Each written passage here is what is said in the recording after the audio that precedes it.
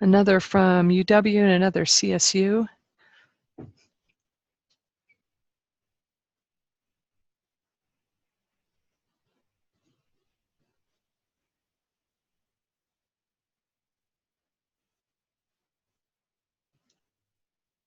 All right, it's 11:01, so we're going to get started. And I'd like to thank you all for signing in and joining us for the second webinar in the series of webcasts about HIPS in the state, high impact practices in the state. It's my pleasure to be here. My name is Deborah Kiak-Franson. I'm the Associate Vice President for Digital Education and Engagement at the University of Colorado System. I enjoy facilitating these webcasts, first of all, because I get to meet some amazing people. I get to learn a lot about HIPS and about assessment and about the challenges that are facing all of us in higher education. It's just fun watching you all participate and engage. So again, this is the second in our series of webcasts. Today we'll hear about taxonomies and rubrics and outcomes and program evaluation, the use of which is going to help us all achieve scale and access for our HIPS. So the overall goal of the webcast series, and if people could mute as they come in, that would be awesome. Thank you, is to build community around this, to learn from each other. We're all in the process of implementing and assessing HIPS, and the more we can share our knowledge, the better we'll be able to serve our students. And speaking of community, here's our first commercial for the HIPS in the State Conference at CSU Dominguez Hills next February, where it will be warmer than many other places in the country. Today, what we'd like to do is have you engage in the webinar. This isn't one of those webcasts where you can just sit back. I'll be asking questions. We'll be breaking for activities and intermission. And so that will hopefully get you to reflect and recall what you've just heard and deepen your own learning as we go through today. We're hoping that you walk away with one, at least one, if not a couple action items about what you're going to do on your campus in the area of assessing HIPS. So you should know that the webcast will be recorded and a recording of it will be posted. And for those of you posting in chat, this will also be recorded. Ken O'Donnell is in the background. He likes to say it's for future subpoenas. That's the joke from last week. I'll have to come up with a different one for next week. But in any case, please do know that your comments in the chat will be recorded. So what I'd like to do is introduce to you our speakers, Jerry and Jen. So Dr. Jerry Day is an associate professor of sociology and executive director of the Center for Innovative Teaching and Learning at Western Kentucky University. He received his PhD in sociology from the University of New Mexico in 2004. He's currently conducting research on the impact of technology on cognitive load in different course modalities and researching the influence of high impact practices on student success and retention at WKU. In his spare time, Jerry is an aspiring photographer and loves taking photos of his two children, Ewan and Emma. And last week he had his most challenging yet exhilarating photo shoot, a total solar eclipse. And if you're good, maybe at the end, Jerry will show you one of those fantastic photos he had. I'd also like to introduce Dr. Jennifer Merriman, who's the Executive Director of Research at the College Board. She has nearly 20 years of program evaluation experience in a broad range of domains, including professional development, curriculum, policy, and college readiness programs. She's the APA Psychological Association, or the American Psychological Association representative to the Joint Committee on Standards in Educational Evaluation, an international coalition concerned with the quality of evaluation. Her fun fact, she is spending the summer doing college tours with her youngest, and she is open to suggestions for schools to check out. This is your opportunity to put your university's or college's marketing right in the chat. And I'd also like to give a shout out before I turn it over to them, to the wonderful folks at NASH, the National Association of System Heads. Rebecca Martin's on the webcast right now. Thanks, Rebecca, for being here, and for all the support they have for within the TS3, or Taking Student Success to Scale initiative, and especially their support of HIPS and this entire community. So now I'm going to turn it over to Jerry, if I can find you. I think, Jerry, can you unmute? Yep, I did. Awesome. Okay, I'm going to stop my video and mute and turn it over to Jerry. Thanks.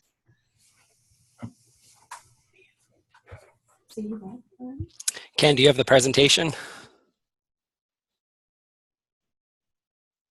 I sure do. I'll bring it up right now, Jerry. Thanks, appreciate it.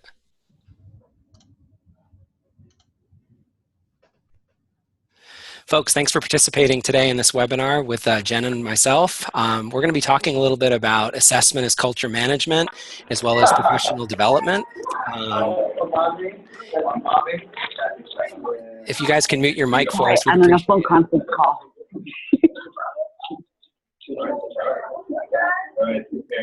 Folks, if we could mute the mics, that would be helpful. Great. I know you will. Straight A. Thank you. Ken, next slide, please. So I'm going to assume that everyone's familiar with the high impact practices and the works and the work of George Koo. What I wanted to do is start off just real quickly talking about some of the criteria for what makes a high quality, high impact practice. And this comes out of Koo's work as well as Ken's work on taking high impact practices to scale. And as you can see here on the slide, there are 8 criteria for taking these high impact practices to scale, where the professor or the person working in student affairs has to make sure that expectations are set at an appropriately high level. There should be a significant investment of time and effort where students are prepared, they're oriented, and that there's appropriate training involved. There's interaction between faculty and peers. There has to be the incorporation and experience with diversity.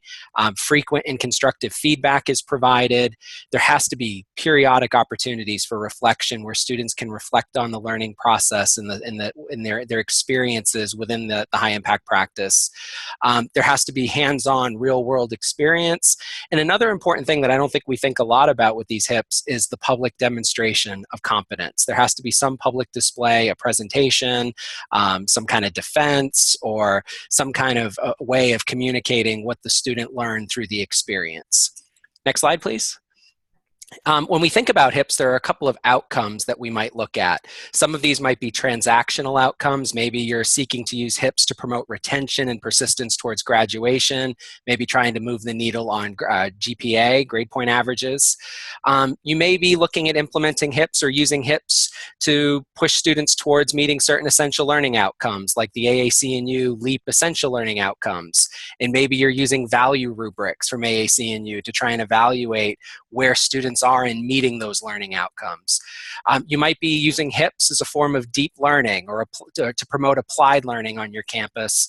And then it might be, especially with things like service learning, you're using that as a HIP to promote greater relationships and extending and deepening the relationships between the university and community members. And some universities and colleges may choose to pursue HIPs for all of these reasons, or others may choose to just pursue 1 or 2 of them. At Western Kentucky University, where I've been for about 13 years, there are some HIPs that are more pervasive on our campus than others. We have a common intellectual experience in our general education program. We're an applied research university, so undergraduate research has been a centerpiece of the work that we do here. Students get the opportunity to work with faculty in labs and on creative activities in the College of Arts and Humanities. We do a lot of work with internationalization, have a pretty vibrant international student body on campus, and we send a lot of students abroad in a study abroad program as well as a study away program. Study away would just be trips here in the continental United States. And then we have real pockets of intensive service learning on our campus as well. A lot of that is a function of the faculty member or the academic unit. And these HIPs have really developed organically over time. It's a faculty member or a department who embraces one of these. And, we've offered some trainings. Different units have offered some trainings in professional development for faculty and staff in how to do the mechanics of these HIPs. What are the different mechanical things that you should think about when putting one of these practices together? But there's been less emphasis on our campus in focusing on HIPs in terms of the degree of impact. And here I'm going to ask you to think a little bit about what makes a practice a high impact practice. So we know service learning is a high impact practice. George Koo found that using when he analyzed the NESI data. But what are the attributes that make service learning a high impact practice? And is there a minimal threshold that we might think about that makes service learning a HIP? And is there a way that we might be able to think about doing service learning more intensively? And so we've done less thinking of that on our campus. What are some of the practices that might lead to a stronger experience for students compared to others? Are we even sure that these things are HIPs on our campus in the first place? If you do service learning, are we doing it in a way where it is impactful? Or when we do study abroad, are we doing it in a way that makes it a HIP? Or are we doing it just to count numbers, that 30 students studied abroad and 70 students participated in the service learning experience? How do we know that we're doing it in a way that is impactful for students? This all ties into assessment. And our university, like all universities in the country, still trying to get our arms around program assessment, where you collect artifacts, you apply a rubric, you figure out what students are learning, and you close the loop. This is what all of our accrediting bodies want us to do. Well, HIPs are kind of sit-in programs, or they sit across the curriculum, or they sit in student affairs. So if you're an institution that's still trying to figure out program assessment, program evaluation for a program itself, a major or a college, now we have to think about, well, if we really want to believe that these high-impact practices are truly impactful, we need to assess those as well. And so this becomes assessing it's another effort of assessment, which I think in many institutions, ours included, has sort of been relegated to the back burner. And plus, there's really no central office for high impact practices on our campus. They're really just, they're scattered all over the place. We have an office of study abroad and global learning. We have a center for citizenship and social justice. And each of those coordinates the study abroad effort or the service learning effort, but they, again, focus more on the mechanics of doing these HIPs, not necessarily on the student learning and what goes on inside of these HIPs. That's left to the faculty member, or in those HIPs that are more in student affairs, it's left to the student affairs professionals. So, I don't think we really have a good sense of, do these high impact practices actually change students' lives like we like to believe they do? And we really would only know that if we assessed it. Next slide, please. So my colleague who works in the CITL with me, her name's Dr. Molly Duncombe. She's in the math department. She's one of our teaching fellows. She and I just finished a HIPS inventory with focusing on two colleges here at WKU, where we asked the department heads to evaluate their majors in these two colleges and to let us know, do they offer these experiences? Do they offer these high impact practices to students? And what we learned was pretty interesting. 88% of the majors, of these 53 majors that we examined, they said they offered a writing intensive course for students, as classified, as defined as a high impact practice. And we gave them the list of definitions from AAC&U's website. 77% say they offer a capstone experience. 66% said they offer a collaborative project-based assignment. 64% say they offer common intellectual experience. 54% offer global learning. And 43% offer undergraduate research and creative activities. I found this interesting. Molly and I both found it interesting because the writing intensive course that's talked about a lot on our campus is English 300, where students are taught to write in their discipline. And most departments don't want to touch that course. They leave it to the English department to teach. So it was intriguing to see that 88% of the departments believe that they offer another writing intensive course in the major. 77% offer a capstone experience. When you scan through the catalog, it's really difficult to figure out where these are and what these classes are. That doesn't say the word capstone. These collaborative project-based assignments, I've been looking for a year to try and find examples of these collaborative project-based assignments. They're hidden, I guess, but according to the department heads, 66% of 66% of the department heads who oversee these majors say they offer them. The next slide, please. What I found especially interesting is that One of the majors said that they offered all 10 of these, all 10 high impact practices. Two of the majors, one department head or two department heads, depending on how you looked at the data, but there were two majors that said they offered 9 of the high impact practices, and 3 majors said they offered 8. I'm going to be honest, this is a secret between me and all of you on the webinar and whoever watches the recording. I don't believe it.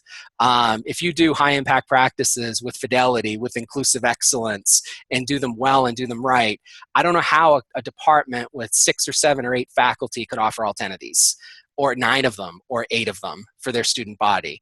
So we've got an issue on this campus. If we want to start assessing high impact practices, we need to get everyone on the same definition of what a high impact practice is. And so we have a well-established tradition of these high impact practices on our campus, but I think we're all looking at them and defining them very differently.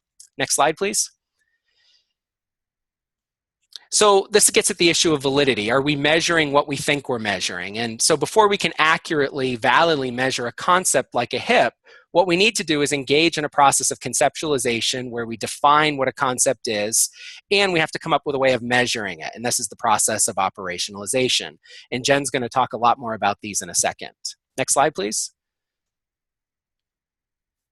So this is where the value of taxonomies can come in. And if you're not familiar with a taxonomy, it's like a rubric. And what it does is it forces you to think about what it is that what does the high impact practice look like? And so the first thing that taxonomies do is that they explicitly define what they mean by a HIP. It ensures fidelity of the HIP by expressing its purpose and intent. So a good taxonomy should have some essential learning outcomes associated with it that point to specific attributes that define what that high impact practice is. And what we've started to do here at WKU is use these taxonomies for professional development of faculty and staff. We're actually using these taxonomies to structure professional learning communities and getting faculty and staff to think about how you can do these high impact practices in an intensive way. And we're looking at this as the initial stage before we can go out and really do any meaningful assessment. We need to get everyone on the same page of what these things are in terms of a definition so that we can be consistent in what we're measuring. Next slide, please. So taxonomies can be useful to guide the development of individual courses, and this could be a first-year experience course or a first-year seminar, maybe living learning communities, incorporating undergraduate research into a course or a service learning into a course. So a lot of the taxonomies that you'll see out there on university web pages really are appropriate for individual courses, but there are some that are that work really well if you're thinking about programs within a college or throughout the university or a department. So there are some taxonomies out there that can help you think about how to structure an internship program in a department or a study abroad program on a university campus or in a department. And then there are university-wide taxonomies. California State University has a great one for undergraduate research. How do you know that your university is promoting undergraduate research as a high-impact practice? Next slide. And so this is an example of what a taxonomy looks like. This is from California State University. This is their service learning taxonomy. And what you see in the rows are attributes. These are different things that might be incorporated into a service learning experience, a service learning course. So you can see here reciprocity between university and community, academically relevant community involvement, and explicit civic learning goals. What I don't have on the slide is above this, they had the definition of what a service learning experience is and the learning outcomes. I didn't put those on here just to save space, but they do have it. And what you see here, which I find fascinating, and what we're starting to do here in building our professional development, is the level of intensity. So we might look at this first column, low intensity. This might be the minimal form of what a service learning experience looks like. And I've tried to flag in yellow how this might change as you move from low intensity to medium intensity to high intensity. So for the first item, reciprocity between university and community, for low intensity, the instructor contacts a community organization. A medium intensity experience would be an instructor meets with the community partner to discuss the course and to identify how the community project can enrich the student learning and benefit the organization. So there's an element of reciprocity there that's a little deeper. And then the high intensity, the instructor collaborates with and learns from the community partner and co-educator in various aspects. And together they identify how the community project can enrich service learning and add to the capacity of the organization. If you read this, what CSU has done for each of these attributes is think about what would be the minimum thing to think about for each of these attributes that would represent a service learning experience, and then how can you do it more intensively. In our professional development program, we want faculty, we're trying to get them to the low point first, and then it becomes growth. What can you do over time as you continue to refine this course to move towards medium and high levels of intensity? Ken, the next slide, please. I just wanted to show you in this slide that there were 3 other attributes to this service learning process. And again, levels of intensity increase. And so these taxonomies are out there. The California State University system has some great ones. IUPUI has some great taxonomies on their website that I found really useful. They are out there, and what I would love to see come out of this webinar and the conference in February is a community of practice where maybe we could work together to share taxonomies, work together on these taxonomies, revise these taxonomies, and maybe someday come up with something that is like the AAC and U-value rubrics, where we can use these as a tool for professional development.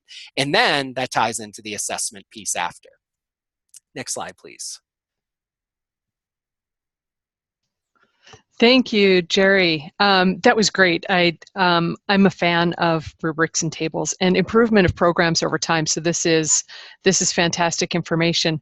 What I'd like all of our viewers at home to do right now is to take the first step toward what Jerry insinuated, and that is, or implied in his last comment, and that is, let's figure out what taxonomies we know about already. And Suni, I know you chimed in there and said that you've got a good inventory, but maybe not taxonomies.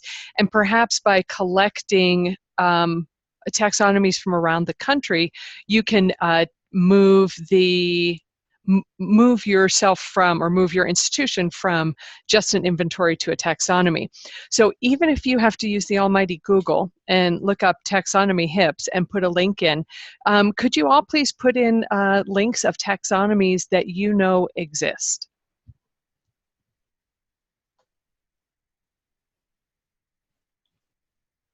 And until you do, there will be an awkward silence. So.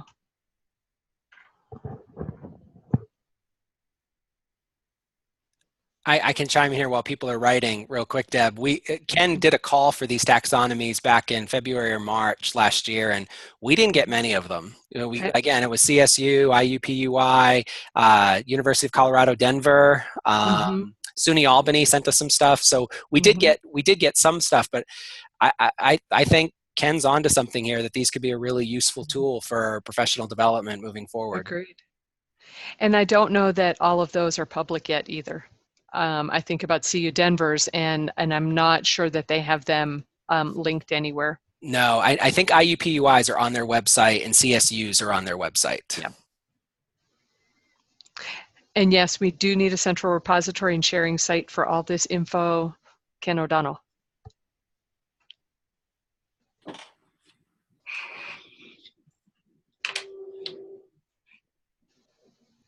Okay, well, we're not getting a whole bunch of those. Thank you for everyone who's madly Googling in the background. There we go. Jerry's presentation with the links in there. Excellent. We're seeing IUPUI, TBR. Excellent. And yes, I mean, the plan is that as we further develop this community of practice, that we will have a repository, we will have some place where we can have all of these resources. So thank you. And now we're going to turn it over, and Jerry, I can't turn off your camera, so if you can turn off your camera, and Jen, if you can turn on your camera, we'll turn it over to Jen now. And I should say, if you could please put in questions for Jerry and Jen, and when we have intermissions, if there's a question that comes up, I'm going to ask them to respond to it. So thanks in advance for doing that. Let me cut in for 1 second, if you don't mind, Deb. You were asking about the taxonomies and having some kind of repository for them. And there is one at Nash, and I just put the address in the chat box. Excellent, and thank you. Jen, it's all you. Great. So we'll go back to the slides then.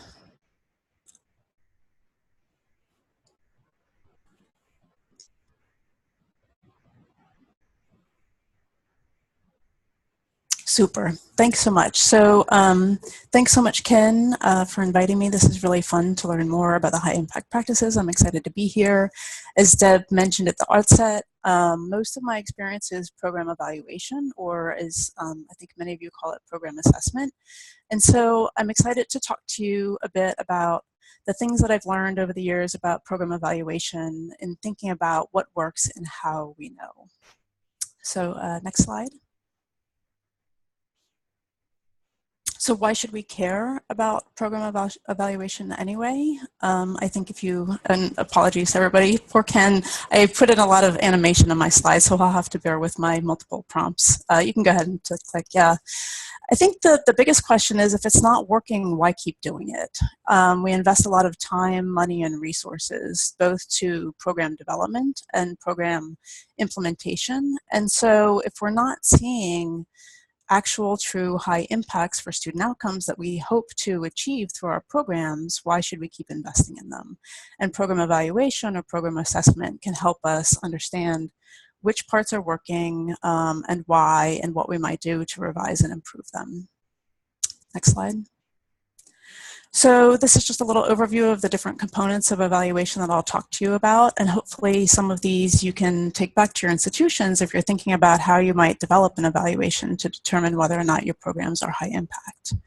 I'll talk a little bit about theories of action and the role that the heterogeneity of the programs play in thinking about those theories of action. I'll talk about claims that you'll want to articulate before you set out on conducting an evaluation, whether or not you'd like to undertake a formative or summative evaluation, and then also revisit the fidelity of implementation concept that Jerry mentioned a bit early on. So broadly, a theory of action is really a causal logic statement that talks about a program's impacts on the outcomes of interest. So generically, a theory of action is, whoops, if you go back one real quick, a high impact practice is intended to improve student outcomes at a super high level. The challenge here with this is that it is very general, and there is a lot of variation in practices both within and between institutions in the way that programs are operationalized. You can go ahead and turn the slide. And therefore, it's very important to document the specific practices that are being implemented, perhaps in the ways that Jerry described, so that you can develop a much more accurate evaluation of the impact. So to start, that means thinking very carefully about what do we mean by high impact practice and how are those operationalized. So I'll give you a couple of examples why you might need to pay attention to this. This is a list of high impact practices in 3 sample institutions, A, B, and C. And as I guess we learned just a minute ago, it's probably unlikely that a given institution is implementing all of these, but pretend that institution A is implementing all of the ones along the left, and institution B is implementing only 5 of those, and institution C is implementing only 3 of those. Well, we would strongly suspect that the outcomes that you would see in each one of those institutions would vary widely based on the variation in the practices that they're implementing. And I would argue that even though all 3 of them, in fact, implement one common high-impact practice, in this case, the collaborative assignments and projects that you see there in the middle, if you look at the next slide, and as Jerry alluded to earlier, the ways that the practices are implemented or operationalized might vary a great deal. And I kind of made these up because I'm less of an expert than all of you about the high impact practices. But it could be that some implement them in terms of study groups and other through team-based assignments. Some of them might meet only twice a year, and some might meet weekly. Some might be professor-led, and some might be student-led. There's also the variation that Jerry spoke about earlier with respect to intensity. And all of that variation might yield very different impacts on the actual student outcomes. And so it's important to take these into account when you're thinking about the impacts that you're hoping to achieve. Next slide. So revisiting the theory of action, and you'll have to advance here again, Ken, you want to think a lot more specifically about exactly which practices you're talking about, implemented in what ways, and for which students, and in what context, and we'll do it just one more on this slide. You also want to think with the same specificity with respect to the outcomes. So which outcomes do I think will arise from each of your practices? Why and how, from a theoretical perspective, do you think that you would achieve those outcomes from those practices? How will your implementation levels or approaches affect those outcomes? And I would argue that you ought to think carefully about student subgroups as well, because it's likely that the practices will have differential effects for different student subgroups. We tend to see that in almost all of our program evaluation. And finally, the context might vary in terms of student outcomes too. Just because you can get a practice to work in one particular context doesn't mean that you can generalize and assume that if you transfer it or expand it even to other contexts that you'll have the same effect. Next slide, please. So here's just an example of a way that you might get a lot more specific in laying out your theory of action. So here I talk a bit more about the context. In this case, it's an urban institution that serves many first-generation students. I've listed the specific practices that they're working to implement and the ways that they're, well, a little bit of specifics about the ways that they're looking to implement those. I've described the student populations that have access to those programs, and then made some hypotheses about the various student outcomes that we might expect to see influenced by participating in these programs. I would mention, though, that you'll want to drill down even a little bit further with respect to the outcomes. If you look at the next slide, we have to be aware of something that we call in program evaluation called the black box problem. Basically, what this means is that often in evaluations, especially if you have kind of multiple program components, there's a tendency to kind of lump them all together and think about the outcomes in the aggregate, rather than thinking about the individual influences of each one of the program components separately. So that's why they call it the black box. It's kind of all lumped them together and you can't kind of see in the details of what's inside. Excuse me, Jen, may I interrupt just a second? Please. Ken had a clarifying question that I didn't want to wait for. Oh, please. And that is, what are only policy students? Well, so to be clear, I just sort of made that up, and as an example. I guess the point here is that I don't exactly know the different kinds of access to the programs that you're implementing in your schools. Maybe it's only in one school or major that particular internships are offered, and they're not really offered to all students throughout their institution. So that was kind of the intent of that. It wasn't really any particular type of student. So think more of a major. Maybe it's only offered a major. Okay. Major. Yeah, like Thanks, an engineering Jen. major or something. Yeah. Mm-hmm. Okay, thank you. Yep. So getting back to this black box problem, there's two scenarios in which you might want to avoid this black box problem. One might be if one particular program yields very positive effects for students, say in GPA, and another program component yields actually negative impacts for students. If you only look at it in the aggregate, those might wash each other out and you'll yield null effects and make the erroneous assumption that all of the programs together have no effects at all. So that's kind of one problem of looking at it in the aggregate. Another scenario where it might be a problem is here, if you look at the orange boxes on the right-hand side with the GPA, for example. Suppose you did an evaluation and you made of all of these kind of collectively, and you saw that there were positive impacts on GPA. You might erroneously assume that all three practices, collaborative assignments, internships, and undergraduate research, all contribute uniquely to improvements in GPA, when in fact, it was really only the collaborative assignments and projects that had an impact, and the internships and undergraduate research actually played no role in the variation in GPA outcomes. And so I would argue that when you do begin to undertake some evaluation, that you look at the unique contributions to outcomes for each one of your programs. Next slide, please. Kind of another thing that you'd want to think about before you get started with your program evaluation are the kinds of claims that you'd like to make as a result of your evaluation. This is particularly important kind of from a political standpoint, and I don't mean that in terms of like Republicans, Democrats, but more thinking about all of the stakeholders that you engage with throughout the course of developing and implementing high impact programs. So you'll have funders, you'll have senior leadership in your institution, you'll have parents and students who you'd like to make statements to about the role of the programs and their outcomes. And so being very clear about the claims that you intend to make from your evaluation on the front end will help you avoid any problems on the back end when you get a resultant evaluation report and it's got a couple of statements in there and they're not the kinds of claims that the various stakeholders would like to be able to make either publicly or internally. So just here's a very generic example of a claim about HIP, and it's related to that very generic theory of action that we mentioned at the beginning.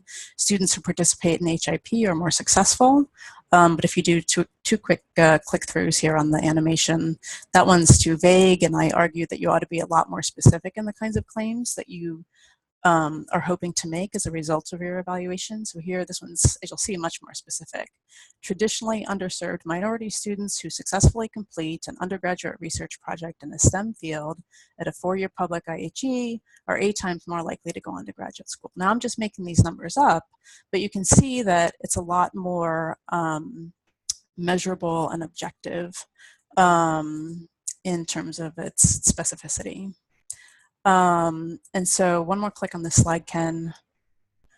The desired claims that you develop are actually really important in designing your evaluation and also setting up all of the data requirements. So having these statements kind of up front will go a long way towards a successful evaluation. Next slide. There's 2 types of evaluation typically that are done for programs, formative and summative. Formative is really for programs that are more in development or in the early stages where you want to get kind of some iterative feedback about ways that you might refine it.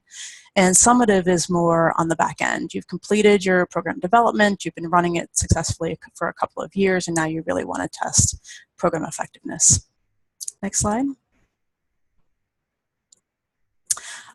Jerry talked a bit about fidelity of implementation, which is probably most of you know the extent to which the delivery of the intervention adheres to the program model as it was intended by the developers. Next animation. Again, fidelity of implementation is really important to consider when you're doing program evaluation, because if you don't document the extent to which programs have been implemented and you get null effects at the end of the program evaluation, you won't know whether that was because the program didn't work or whether because it wasn't implemented with fidelity. And so if you've collected those data throughout the course of your evaluation, you'll be able to disentangle those effects on the back end.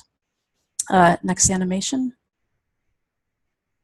I won't go through all of the details here, but often when people measure fidelity of implementation, they look at 5 different dimensions: adherence to the program, program exposure or dosage, quality of delivery, participant responsiveness or engagement, and program differentiation. Intensity might be another factor too that Jerry mentioned earlier.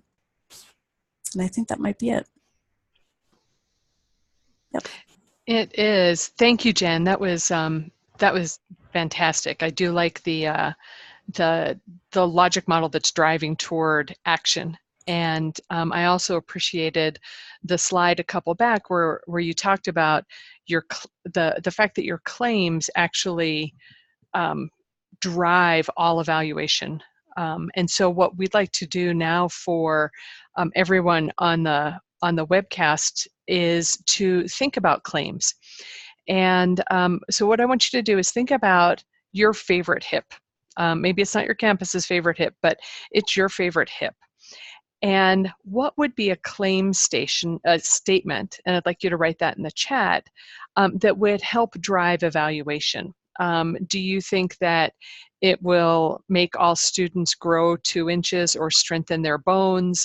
Or is there something else that this hip is going to do? So if you could, please write that claim statement in the chat, and feel free to critique each other's claim statements. So think about your favorite hip and put in your claim statement.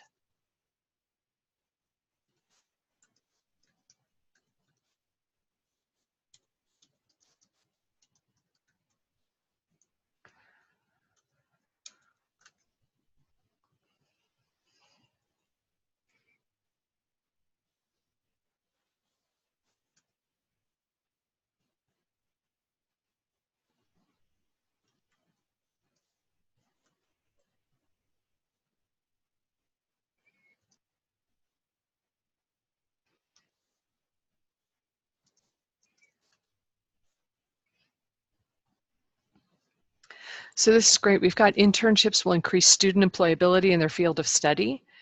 Students who complete internships find full-time employment sooner than students that do not complete an internship. That's good. More on internships. From an industry perspective, they give students real-world tools and skills to be more effective in the workplace and are more likely to land a job. I could say my sense is one of those is easier to measure than another. Wow, we're really liking internships. Improving a student's chances for timely and appropriate employment after graduation, employability. There we go, undergraduate research experiences will promote greater understanding of the development of knowledge.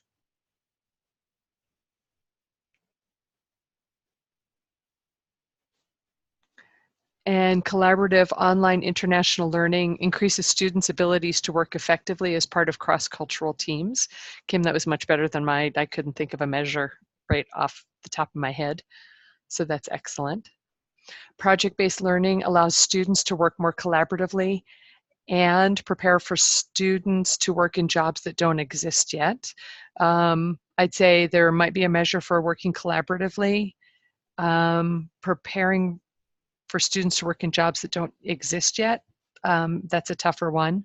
Here's more about collaboration, deeper engagement through cross-curricular efforts. A service learning program will increase student retention and successful completion. All right, wow, now you're just going, I can't read them all. This is fantastic. And study abroad, making people more marketable. Undergraduate research, increasing the likelihood that students will pursue higher education or higher degrees. That's excellent. These are fantastic. You all are on your way or are already doing it and don't know it. Before we move on to a response from Jerry, we do have a question from Jen, or for Jen. So Jen, if you don't mind logging back on, the question for you is, how do we avoid the black box problem if we believe hips are powerful largely because of their interaction effects? Yep, that's a great question. Thank you. So I actually get that quite a lot. Part of it has to do with the resources that you have available to you for the evaluation, to be quite frank. If you had the resources to study each one of them separately and then also in combination with each other, then that's the best way to kind of tease apart the incremental addition in outcomes that each one of them makes. If you just really theoretically have a strong rationale that it's the collective that all works together, then just go ahead and roll them all out. I guess the only thing that I would say is if there's ever situations where some students would only participate in some of the programs and not all of them, then you might want to kind of pay attention to the frequency with which some kids have access to those programs and others don't, and then you might have some differential effects. So you have to pay attention to the student subgroups, for example, and make sure that kind of it's not the kids who always have access to everything are the ones who kind of take advantage of all of the opportunities, and the ones who perhaps don't have the opportunity to take advantage of them kind of get left behind. And you might want to still be able to measure the impact that participating in just some of them get out of it? So it's kind of a tricky question, and it's based on kind of the descriptive participation rates of the programs themselves. But if they're only ever offered collectively, then that's what you would measure. Great. Thanks, Jen. And now we're going to turn it over to Jerry to comment, and then we'll have another time for you all to check in. So, Jen, thanks for that. I really appreciate it. And I think assessing these things is really hard to do. And when you think of program assessment at a university level, when you're doing assessment of a major and you're looking at learning outcomes in the major, or other outcomes, ideally you'd collect some artifacts and you'd apply a rubric to those artifacts and sort of see where students are, and that becomes your baseline. And then over time you continue that evaluation to see if things change, and in the meantime you're constantly tweaking your program to try and get better learning outcomes. Ken said something really powerful a year ago, maybe, when he and I were at a conference together. And it really is, we think of these as high impact practices, and it's mainly because of the work of George Koo when he looked at the NESI data. And so if we're doing these things on our campus, if we're doing service learning or study abroad or undergraduate research, it's almost like we need to think of these as a pre-HIP and not a high impact practice, because we don't know if these things are high impact practices on our campus. And a lot of that ties back into the fidelity of the model. Just because you say something is service learning and you say service learning is a HIP, it doesn't mean it's a HIP. You actually have to maybe classify it as a pre-high impact practice and actually go out and do the meaningful assessment. And that's going to require collecting artifacts and coming up with what you think the learning outcomes are of a service learning experience. There may be transactional outcomes that you can get from your institutional research office dealing with retention and persistence towards graduation, and do some kind of case control study with students who don't do a service learning project compared to those who do.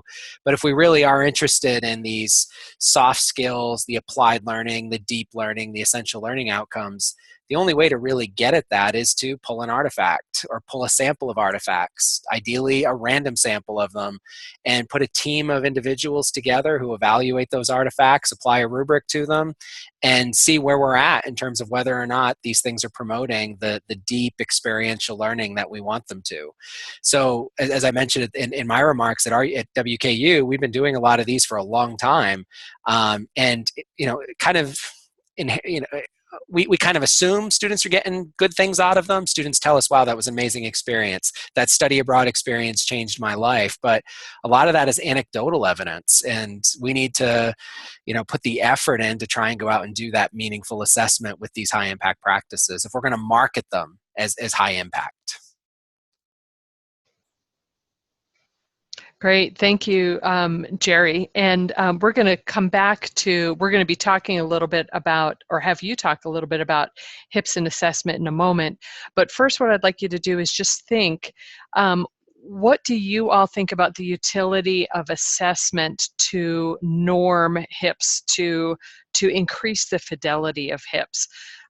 Do you think, or how good of a tool do you think that is to further that fidelity and further the buy-in, so everybody does know that when they say this is a HIP, they know it's a HIP? So what do you think about assessment, norming, and fidelity, maybe even taxonomies?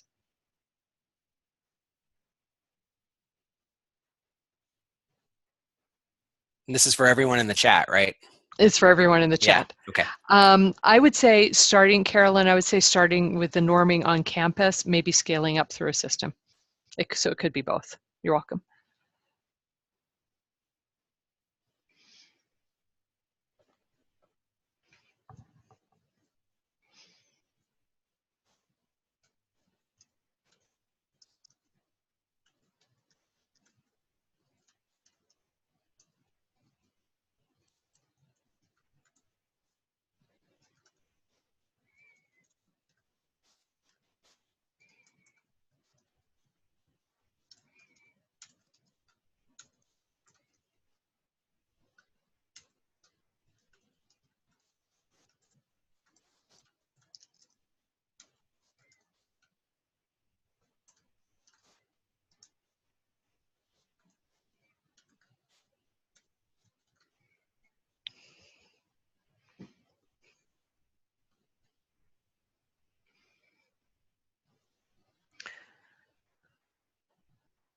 So we've got great comments coming in. So liking Jerry's ideas of using the taxonomies as professional development to begin with, and I think that's a great way to put it.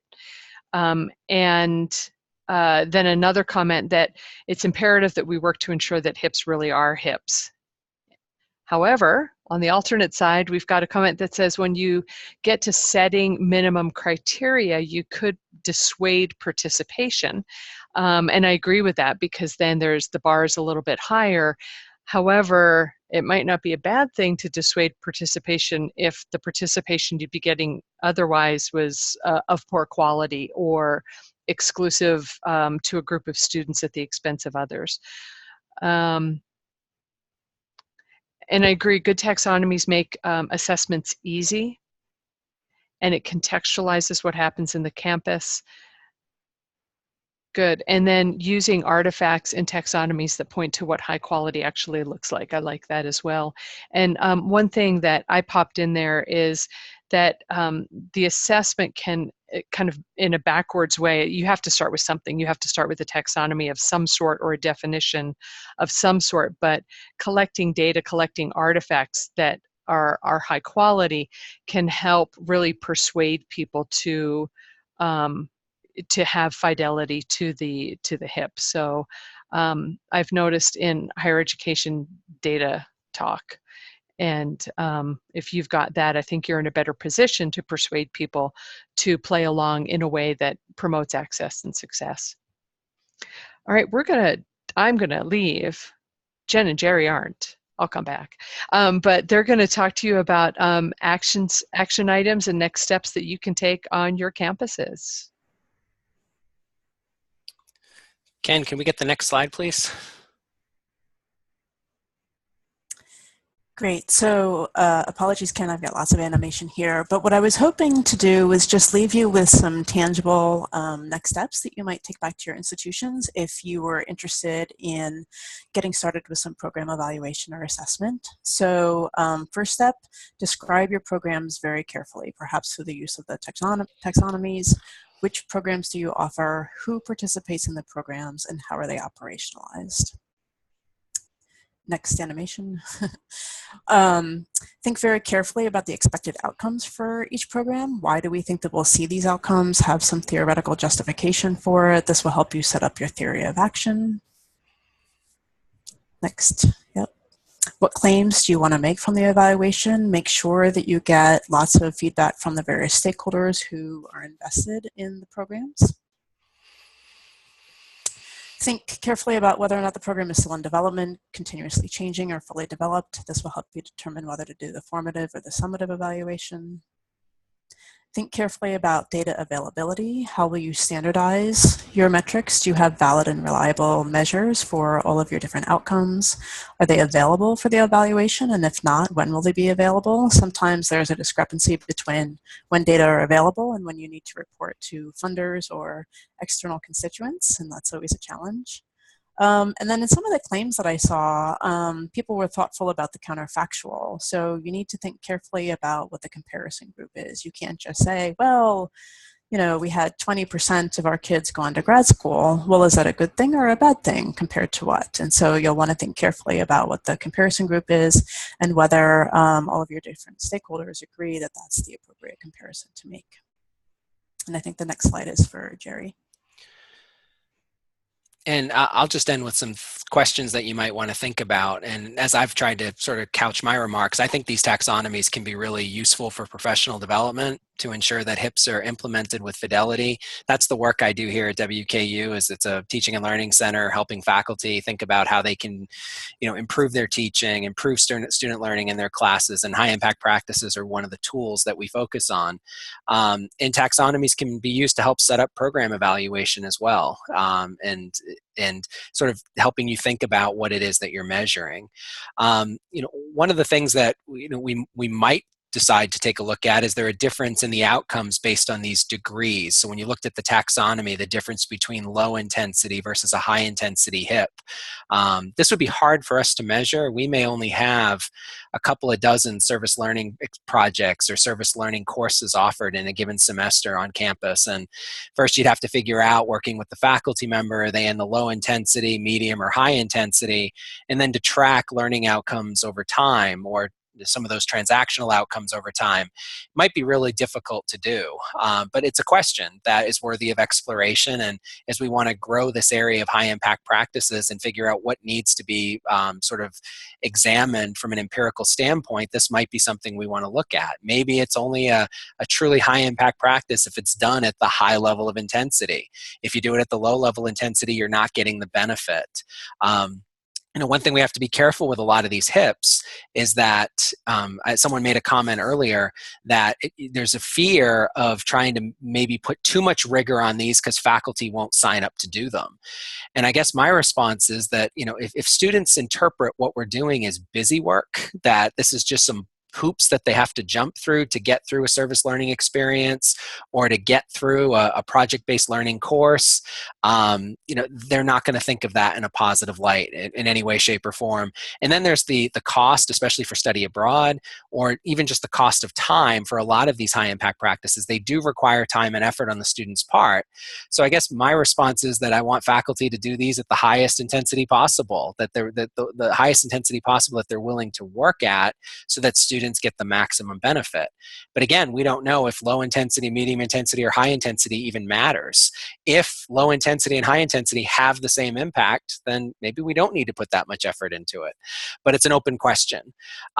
What should we track in terms of outcomes? Should they be those transactional outcomes or essential learning outcomes or the deep and applied learning? I know on my campus, our president, our provost are all into this whole idea of retention and student success. And retention because we need students to persist towards graduation for their tuition dollars. So if there's an interest in high impact practices in some quarters for retention, maybe we should track that as a faculty member. I want students to get that deep applied learning and the retention piece at the same time. And I think our president and provost are on the same page as I am. I'm thinking more of other institutions where we need to find students and make sure that their seats, their butts stay in the seats and that they're retained. And then, one thing that I've looked at a lot of these taxonomies that are available, and a lot of them are tied to the high impact practice itself. So service learning taxonomies focus on what's the relationship with the community partner. But when we think back to the very first slide that I had and that I started the presentation with, there were those 8 characteristics of what makes a HIP. That was from Koo and O'Donnell's presentation in 2013. Should we be measuring these? Should we be measuring these in the context of a high impact practice in order to determine whether or not they're having the impact that we want them to? Or in developing these taxonomies, should they vary based on what the practice is itself because they are so different? So just some questions to think about in moving forward with your professional development and assessment efforts. Great, thank you too. And you can stay on because we're going to be asking you questions in just a few minutes. But first I'd like to do just a brief thought exercise. I'd like you to go into the head of a curmudgeonly person on your campus. And this person believes that a HIP without assessment is still a HIP. What does that person say, and how does that person justify that opinion?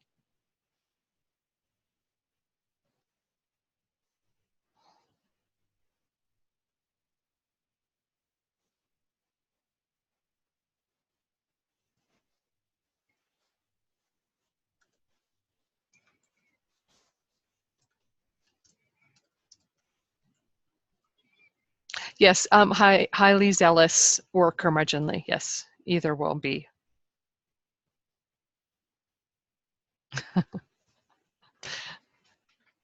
Jerry, I like yours too. They told me.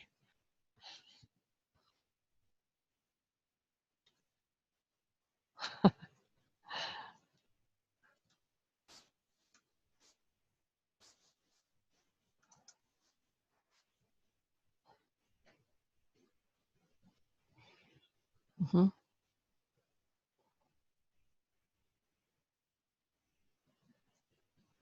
Wow. It's a disservice to my students. That's a hard one to argue against.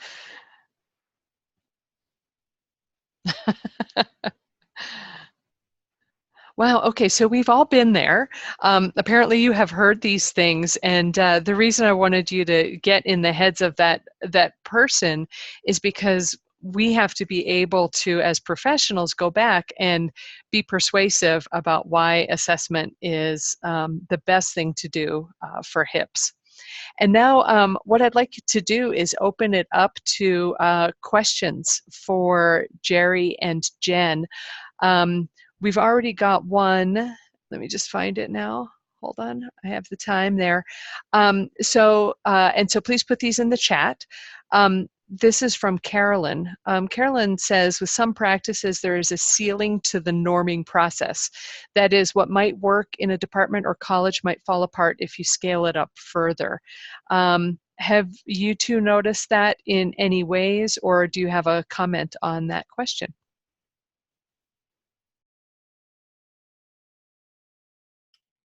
I'll just say I think the worst thing that could happen is if you impose a department, if you say a department should do one of these high impact practices. So we work very organically, and it's really tied to the faculty member and the department and whether or not the department supports it. So we've got pockets of these high impact practices scattered throughout the colleges and departments on our campus. I guess I wouldn't force the scaling of a HIP. And I think she's right. If you did try and force it on other departments, it could fail. I look at our School of Engineering and Applied Sciences. It's computer science, engineering, architecture, and manufacturing science. They do a ton of project-based learning and collaborative learning, and high impact practices like those are embedded in that in that school. The last thing I'd want to do is go and tell them you need to do service learning or you need to do study abroad. That might not be in their culture. And so let them do what they do well and support them in doing that. And I don't know if you can scale up some of these to the whole campus. We're trying to scale up high impact practices with our general education program, trying to embed some of these HIPs like project-based learning and writing intensive courses into gen ed. And we're doing that mainly to avoid selection bias. We believe that every student on our campus should get a high impact practice, a couple of them, and they have to do our gen ed program. So through doing gen ed, they get some of these HIPs. So I definitely see it across all of the different programs and domains that I've done program evaluation, and I think it would be expected. We would expect context differences in the different outcomes. And I would say that one of the problems that I've seen often is that people have a hammer and they go looking for a nail. And so I would caution you against pushing hard to take your practices and push them out everywhere. It might not be a problem that needs solving. I would always start with a problem. Is retention a problem? Is lack of job opportunities after graduation a problem? Or do you have low GPAs? Figure out the different problems in the different domains and then look for solutions, perhaps through a HIP that can help you solve those problems. And it may not be the same solution in every location. So start with the problem, and a HIP might be one of those solutions, or multiple HIPs. That's great. And so what I'd encourage all of you to do is, even right now, if you could say, what's the problem that you think your HIPs, the HIPs that your campus is implementing already has, what is the problem that they're trying to solve? And while you're doing that, we'll multitask. And Jen and Jerry, a question is, how do you handle comments that a particular practice just doesn't fit with what we do? And I think you've started to address this already, but would love to hear more. I think there is a lot, just to kind of piggyback on that, I think there's a lot of context specificity. And so it just may be the different domains, and you all would be the experts to kind of think through all of this as you're describing your practices and thinking about the context where they might be effective. Is it really the case that all of these practices would be equally effective in all of our different majors and all of our different schools with all of the different student groups, depending on the kinds of access and experience and training that they've brought to the table? So I would, as you're thinking about the problems that you want to solve, think very carefully about the domains and the students that you're trying to support to address whether or not it's appropriate. Yeah, I agree, and I can actually extend what Jen just said, and the other question we had here: if your institution has a high number of transfer students, how do you ensure that they get a high impact practice? Because we get a lot of students from our community college system, so they're Gen Ed certified. They wouldn't do our Gen Ed program. The HIPS inventory I talked about at the beginning, that was actually started by 2 of our college deans, and they want every graduate from their colleges to have 2 high impact practices by the time they graduate. So they're really pushing the departments to think about what high impact practices do they offer already, and which ones could they integrate into their curriculum to the point where every student in that major gets it. So I mentioned the department that had 10 high impact practices. That's not the norm. So when I look at the other 53 majors, most of them had 2 or 3 high impact practices that they say they offer as part of the major. So now my job is to go work with those faculty in that department to figure out how we can do those high impact practices with fidelity through professional development, and then how do we ensure that all students, there's no selection bias, all students get those high impact practices. So I think it's organic, it's figuring out what the departments are doing already, not going and pushing a high impact practice that might not fit in the culture or the pedagogy of that department. And Jerry, do you know if that institution or yours, do you have like a massive matrix that you use to show where the high impact practices show up, like whether it's in the Gen Ed curriculum, whether it's in the major, whether it's as it was at CSU Dominguez Hills, that it's a campus-wide undergraduate thing? Do you know anybody who's tracking it like that, and where do you track it? And that's the hard part. Tracking it is the hard part. That's the $10,000 million question: is where's the central repository where this stuff is done? My hope is that high impact practice assessment gets rolled in is program assessment. So as when departments are doing their program assessment, we make high impact practices such a part of our culture that they talk about the high impact practice assessment as part of it. We don't track many of these things on the transcript. Study abroad is. If it's a service learning course with the word service learning in it, it might show up on a transcript. But a lot of the stuff that we offer, like undergraduate research, it's pretty much you're working with a faculty member in a lab. There may be a course tied to it, but it doesn't necessarily have to be. Same thing with a creative activity in the art department. So tracking it is really, really difficult. I haven't focused so much on the tracking yet because I'm trying to get the first part squared away with, let's get all on the same page of what we're talking about. And then through the HIPS inventory, the second iteration, now that we have common definitions for all of this stuff, now let's count who's doing what. And then from there, maybe we can start tracking it. Wonderful.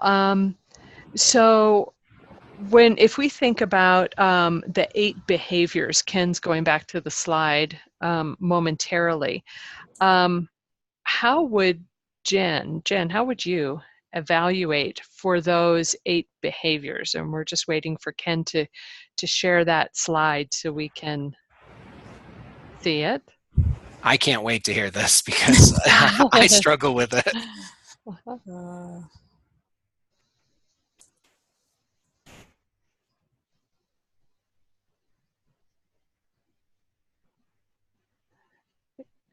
If somebody can tell me, Jerry, where are the 8 behaviors? It's the second slide. The criteria for high quality HIPS. Oh, there he is. He's got it. There we go. All right, Jen, we're putting you on the spot. Okay, and the question is, how would we evaluate for these? Yeah, so if you look at expectations are set at appropriate high levels, there's interaction with faculty and peers, all of those, public demonstration of competence, how would you, except for, well, I guess with the public demonstrations of competence too, how would you evaluate that? Right. So for these, probably most of them would be through artifacts and rubrics as Jerry described, because they're hard to do quantitatively. I suppose you could do some surveys, but that takes some time, I realize. So it kind of depends who you want to put the burden of evaluation time on. Or maybe some combination of the two to get feedback from I mean, part of the question is too, what are we doing it for? Is this a formative evaluation to try and make iterative improvements? Are you doing a summative to see kind of the quantity and quality of all of these different practices? If you're looking to make improvements to kind of an ongoing fledgling program, I'd probably want to get some both survey data and rubric and artifact data to kind of hear on the students' voices about their experiences of what was working well and not. Thank you. And then Jerry, I know you said something about having a group of people evaluate the artifacts. Do you have something like that on your campus? We have it's through our quality enhancement plan. We have this QEP for evidence and argument. That's what our QEP is right now. And we pull artifacts through our gen ed program once a year, about 120 to 150. And there's a group of 10 faculty that through the summer months review those artifacts and score them and aggregate those scores just to see how students are progressing through the gen ed program with this idea of evidence and argument. With some of the centers on our campus that kind of have some I don't want to say oversight, but they provide program support for some of the HIPs like service learning. That's through our Center for Citizenship and Social Justice or Study Abroad and Global Learning. My hope is they've seen these taxonomies, and my hope is to work with them to develop that professional development program. And then when they know of faculty who engage in these HIPs with students, if the faculty member receives funding, let's say, to do a service learning project in the course, in exchange for getting that funding, they have to turn over the student artifacts. There has to be a final artifact that we can evaluate. Same thing in a study abroad experience. Right now, those artifacts, if they're collected, the faculty member has them in their Blackboard course site. We don't see them. And the faculty member might be evaluating those artifacts using a different rubric or criteria than we would be. I do think some of these criteria for high quality HIPs, I agree with Jen, there needs to be some kind of artifact with these, but this might be, maybe the minimum criteria for a HIP before we sign off on it in a curriculum committee, to say that you're going to commit to some learning outcomes. So we want to see what your learning outcomes are for this course. We want to evaluate your syllabus to see what kind of time and effort is being allocated to this. And then, coming up with some way of measuring the interaction for faculty and peers on a syllabus might be kind of tricky. But you could look at a syllabus to see if there is a public display of competence. So maybe some of these, Jen, I don't know if these are like inputs or minimum criteria that you're looking at, and then the assessment could be of the learning outcomes that come through this effort. Great. Thank you. And so we're coming to the time to wrap up a little bit. And so I have two questions for all of you audience members. These are going to be easier than the other ones. What's the one takeaway that you will remember next week? So imagine it's Monday morning. You remember something. What do you remember?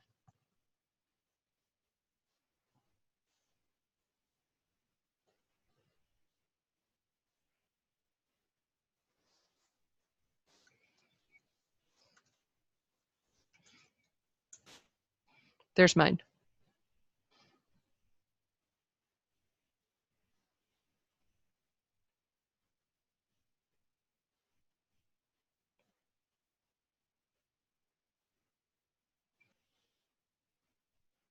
Good. Taxonomies for intensity of HIPs, turning taxonomies, I lost that one already, inventories into taxonomies, using HIPs to solve problems rather than trying to implement them and then finding a problem. Excellent. We want a community of practice to continue the conversation. Excellent. One thing I wanted to point out, and this is another commercial for the February conference, the call for proposals is still open. And what I've seen in the chat for today's webcast is at least two, if not three, possible proposal ideas, including sharing e-portfolios, including, thank you, Ken, including how to use e-portfolio or how to use rubrics as professional development, how to include academic affairs and student affairs. I'd encourage you all to submit a proposal and based on the things you've written in the chat, because these are all things that will help further develop our community of practice. And then the last thing I'd like to say is, what do you commit to doing? Maybe this afternoon, or maybe next week. What do you commit to doing based on what you've learned today?